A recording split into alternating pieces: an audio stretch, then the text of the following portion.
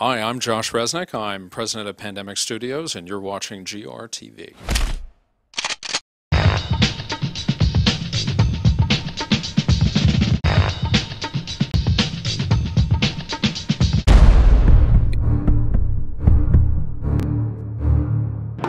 So let's start from the beginning.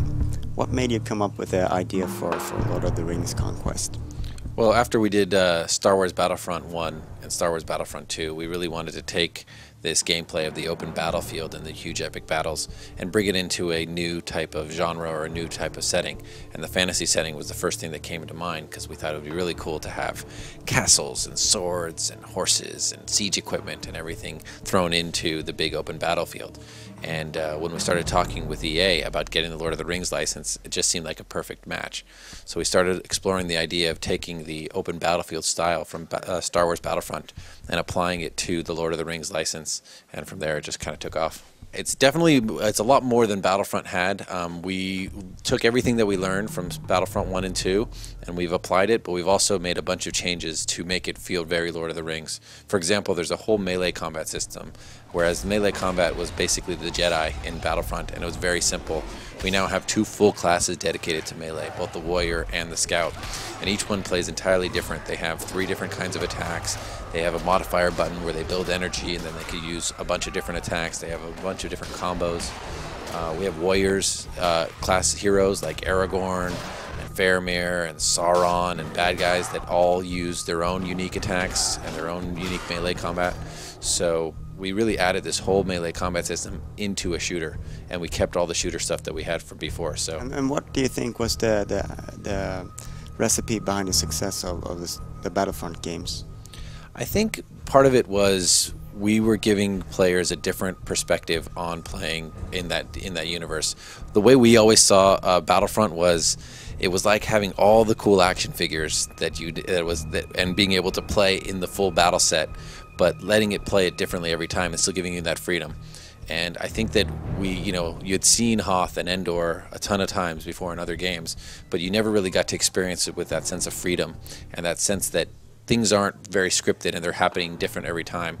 And we really wanted to capture that with Lord of the Rings. We wanted to throw you right in the middle of Helm's Deep, Blackgate, Pelennor Fields, and let the player figure out how they want to accomplish their objectives, how they want to go about being the hero. So having someone like Sauron on the battlefield sounds like a bit of a balancing problem. It is. You should see what the Balrog's like. He's just going through and setting everything on fire and knocking everyone down and back. Yeah, we wanted to make sure that it's definitely been a challenge. We wanted to make sure that when you get to play as them, you feel very powerful, but it's not frustrating to play against them. So every boss, even as powerful as Sauron or the Balrog, they have their weaknesses. They have their ways to kind of take advantage of those weaknesses and make sure that you can counter against them. Yeah, I mean, one of the coolest things was definitely Pelennor Fields, and we really wanted to blow out Pelennor Fields. We wanted to make sure that it really felt as epic as it did in the films. And so in our Pelennor Fields, you get to ride horses, you get to destroy these massive siege towers.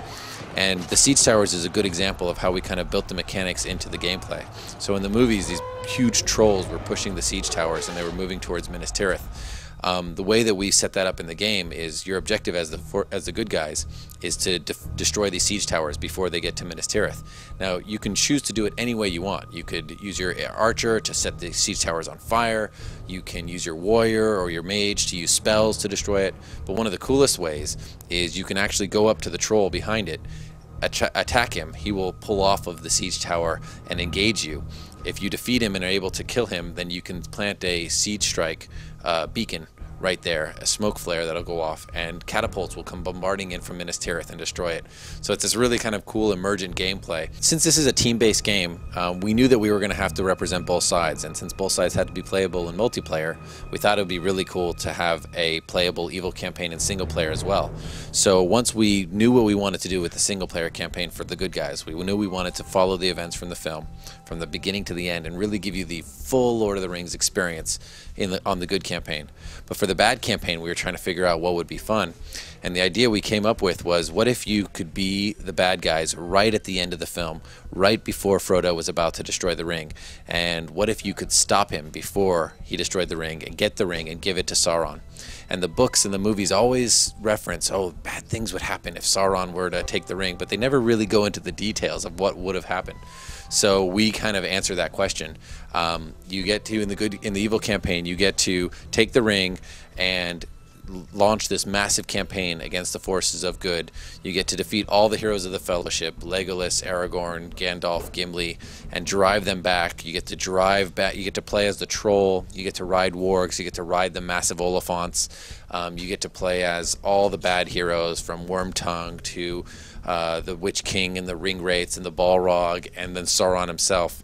And you get to drive the forces of good all the way back, all the way to the Shire, and basically ultimately crush all the forces of good and find out what would have happened if Sauron were to win. Sounds like something that you have to discuss with the owners of Tolkien properties or so. How did that work out? You know, they've been very on board. They're very excited about this. I think because it's really an alternate take and it's really not messing with the actual canon, with the real true facts that happen in the books and facts that happen in the books and the movies. They were very, very open to it. Plus, it's something the fans have been asking for a long time. They've wanted a new experience. So this was a way to give the fans a feeling of really adding to the Lord of the Rings story without actually disrupting the true story itself.